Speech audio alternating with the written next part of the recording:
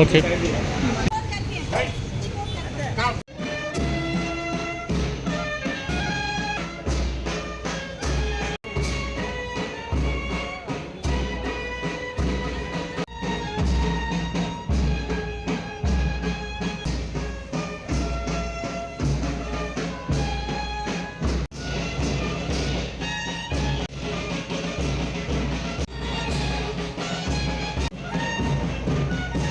అవయవదానం చేయటం ద్వారా అనేక మందికి ప్రాణాలు ఇవ్వడానికి అతి ముఖ్యమైన అవయవం లివర్ ఏదైతే ఉందో అది దానం చేయాలని చెప్పాక వాళ్ళ కుటుంబ సభ్యులు నిర్ణయం తీసుకోవడం ఏదైతే ఉందో చాలా గొప్ప విషయం.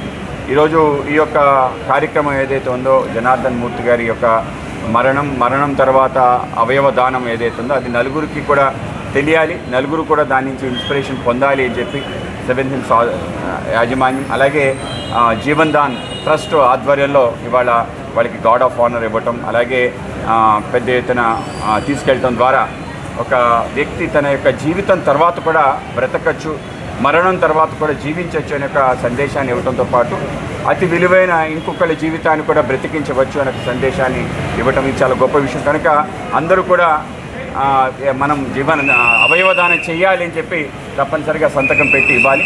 అవకాశం ఉంటే దేవుడు యొక్క ఏ విధంగా నిర్ణయం ఉంటుందో ఆ నిర్ణయం ప్రకారం అవుతుంది. ఒకవేళ అవకాశం మనకుంటే మన అంతిమ దశలో మన అవయవాలు ఇంకోటికి ఉపయోగపడే విధంగా అవకాశం ఉంటే ఆ విధంగా దానం చేసే అవకాశం మనకి రావటం ఏదైతుందో మన అదృష్టం. ఆ విధంగా పూర్వజన్మ సుకృతం. ఆ విధంగా ఇవాళ జనార్దన్ మూర్తి గారు మనకి చూపించడం జరిగింది. ఆయనకి సద్గతులు ప్రాప్తించాలని చెప్పి అటువంటి ఒక ధైర్యమైన నిర్ణయం తీసుకున్న మహాలక్ష్మి వాళ్ళందరికీ, వాళ్ళ కుటుంబ సభ్యులందరికీ కూడా ఈ సందర్భంగా అభినందనలు తెలియజేస్తూ వాళ్ళకి ప్రగాఢ సానుభూతి కూడా తెలియజేస్తుంది.